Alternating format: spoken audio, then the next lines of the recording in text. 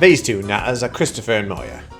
After the pandemic hit New York City, they quarantined in a 250 square foot apartment, caught the damn virus, lost their jobs and their bleeding minds, healed up, ditched the apartment, and bought a 40-year-old American truck caravan monstrosity, and now they travel around the country trying to unearth stories of other humans who, once the world told them no, they said, fuck it, yes. If it were up to me, I'd leave them buried. That's me, I'm Jackson, and these are me humans. If you care to watch these Muppets try and hold the blasted thing together, subscribe below. I post these every Wednesday to try and maintain me marbles. May God help me.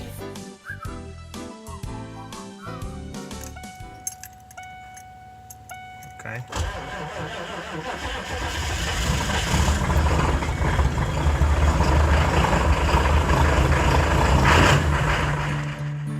Alright, so where were we? Good morning. Well, I'm here in our cozy little camper in Staunton, Virginia. Ah yes, surprise surprise, me humans didn't plan ahead and we got stuck in the snow. And if you're not entirely sure what's happening, do me a favour and watch the last episode. This is part 2 after all. But if you must know, this is Jeremy West. He's an actor who became a father, who became a teacher, who lost his job in a pandemic, and he started his own theatre school. I think my biggest success story was this Ethiopian student. And this student, who at the beginning of the year clearly was not reading, hated the fact that he had to read, and was the first student who, when we read our final play for the year, said, "What are we reading next?" And despite the fact that he had some heated conversation, despite the fact that he started not wanting to read the plays, he was the one who said, "Can we read another? What else can we read and talk about?" If you're still lost, it's not me fault you decided to start in the middle.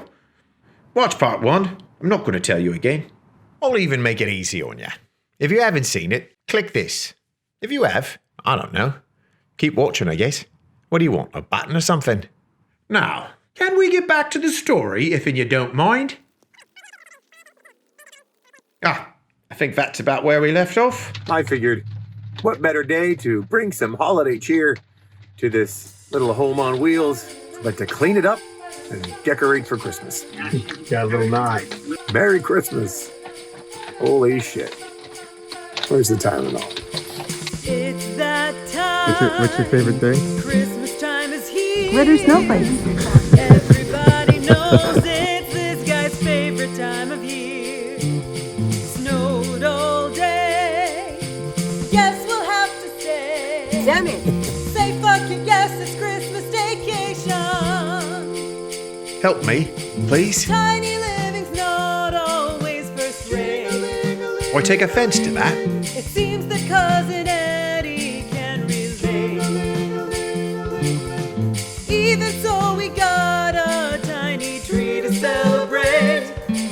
Say fuck it, yes, it's Christmas vacation. Happy holidays. Happy holidays. Seeing how me humans' 3-day trip was fast approaching 3 weeks, Jeremy and Phoebe invited us to come inside and Christopher met his intellectual match. No, not these two. I met their daughter, Alice.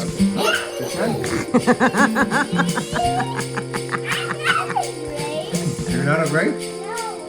And to be fair, being stuck in Staunton, Virginia allowed us to keep chatting with the adults in the room, although they did get a bit deep in the cups. You learned the word turbid in that paper because you were like, what is the word for this speech? Turbid. I have no idea what the word turbid For means. turbidity. Yes, but you know, Turbidity. we're taught to believe that you have to have this kind of...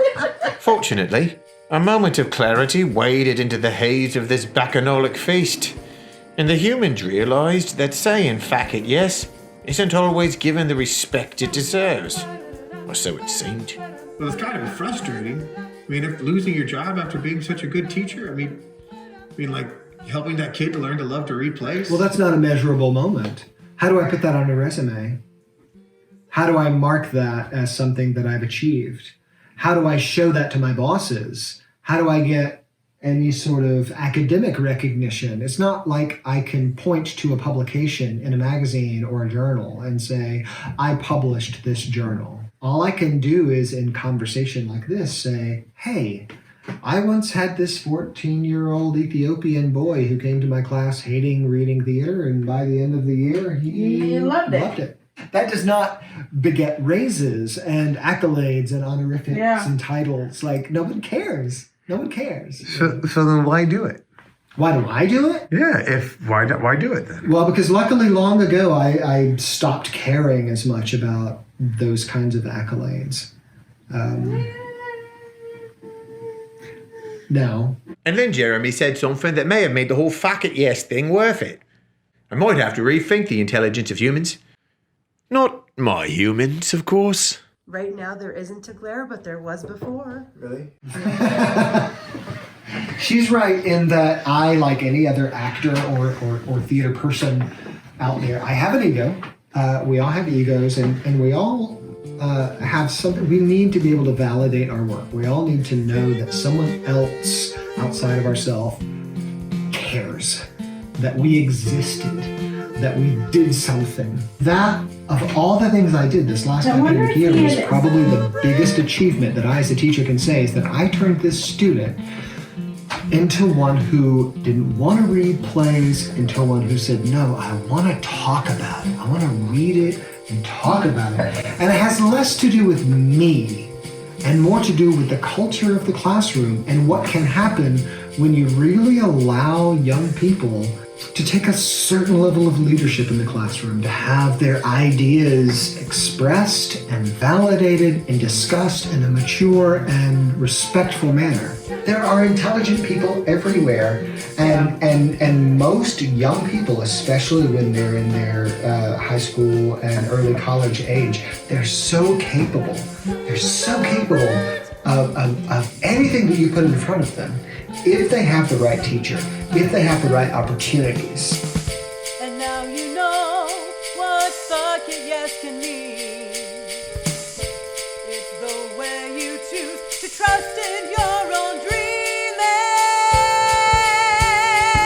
Good morning.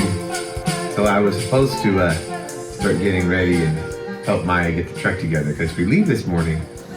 Yeah, leaving the Wests. We've been here for 3 weeks. It has been unbelievable, just unbelievable.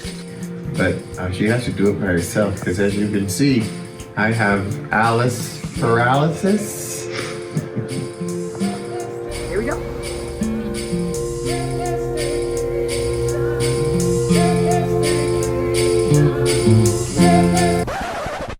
Well, since we finally wrangled control of our channel from Jackson, the first thing we wanted to do is say thank you.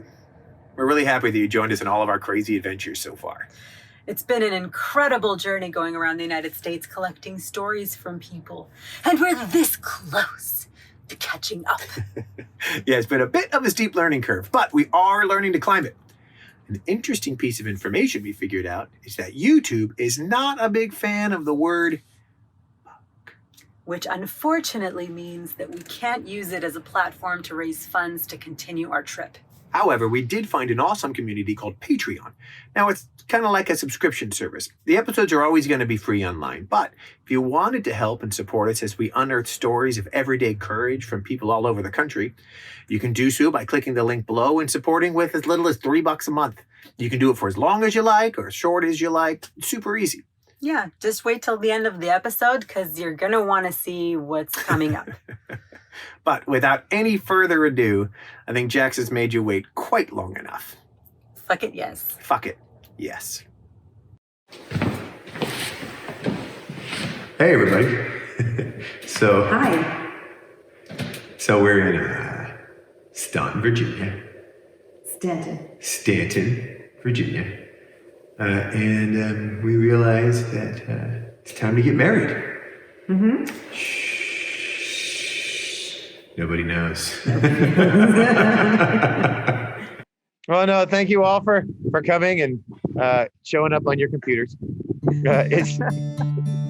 We decided to guerrilla wedding this old mental institution.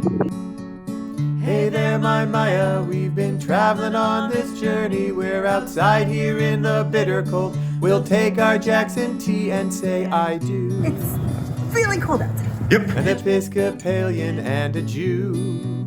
You know it's true. I mean, what? You gonna say fuck it, yes. This is a pretty good one. Yep, It's a pretty good one. it's a pretty damn good one. Gilad, you don't know this yet, but I'm about to call you later today and ask you to officiate. You're welcome. Marriage. Marriage is what brings us together today. All right, guys, so congratulations. Thank you. Here's your marriage license. Thank you.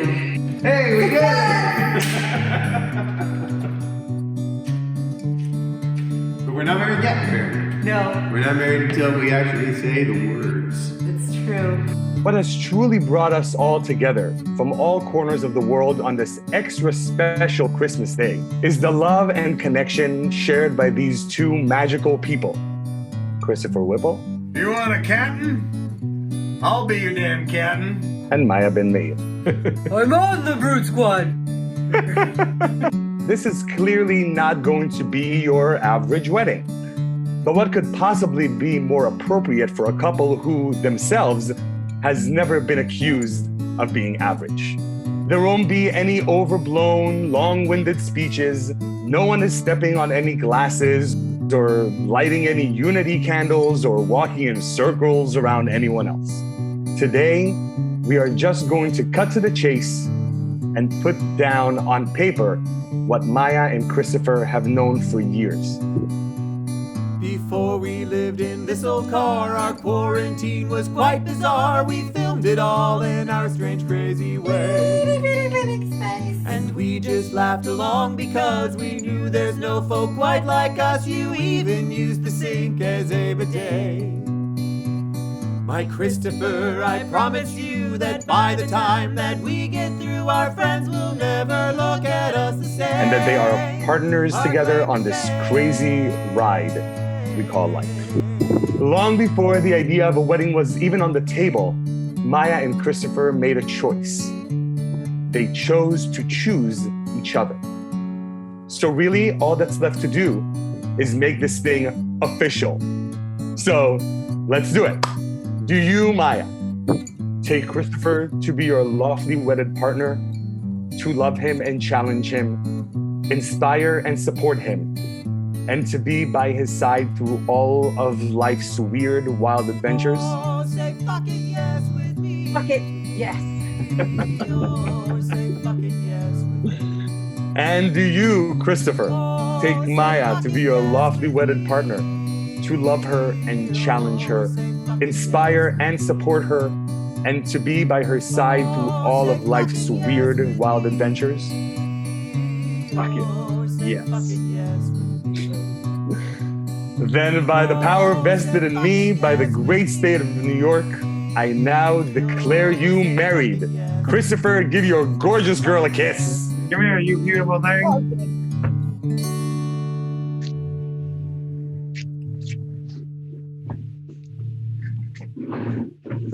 Okay, now I can unmute everybody.